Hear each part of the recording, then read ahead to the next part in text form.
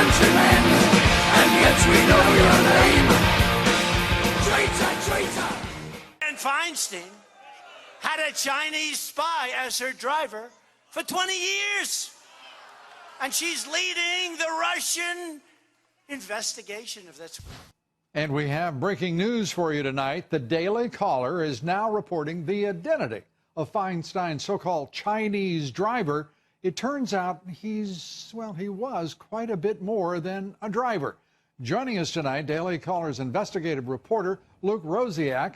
Luke, great to have you with us. And this is remarkable. The identity first of the spy who worked, quote unquote, as Feinstein put it, as a driver for 20 years.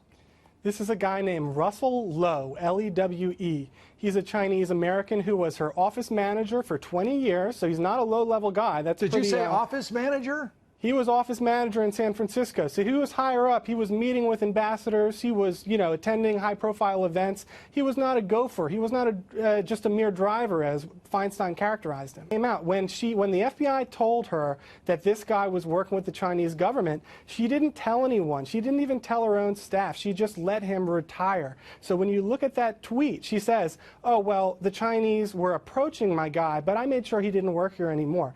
They weren't approaching him, they were working with him, and she let him, she phrases that carefully, because she didn't even fire this guy. This guy retired with a pension. He is now working at what appears to me to be a propaganda outfit in San Francisco, pushing dirt on Japan. So this isn't a guy that was merely recruited by China. He's a sort of a player in these geopolitical warfare battles, sort of this militant Chinese guy who's professionally involved in this kind of thing. And he's out there actually continuing to make speeches where he is billed as a former aide to Dianne Feinstein. And that's what happens when you cover up things like that. The people get to go ride your coattails and continue to associate with you. He's not disgraced.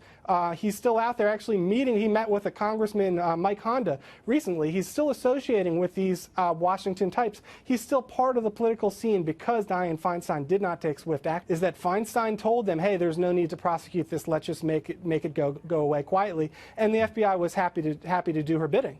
How embarrassing this is. The Chinese must be laughing at us. And I think they are. I think the Chinese are laughing all the way to the bank when this guy is still out there in public life with no consequences. Well, maybe this explains something else, Luke, that's worth pursuing, and that is maybe the Chinese had so much on her that she was incapable of giving up her access or in any way thwarting the many sources at the CIA that she had access to and who were sharing intelligence with her and her committee. This looks very dangerous and potentially extraordinarily explosive.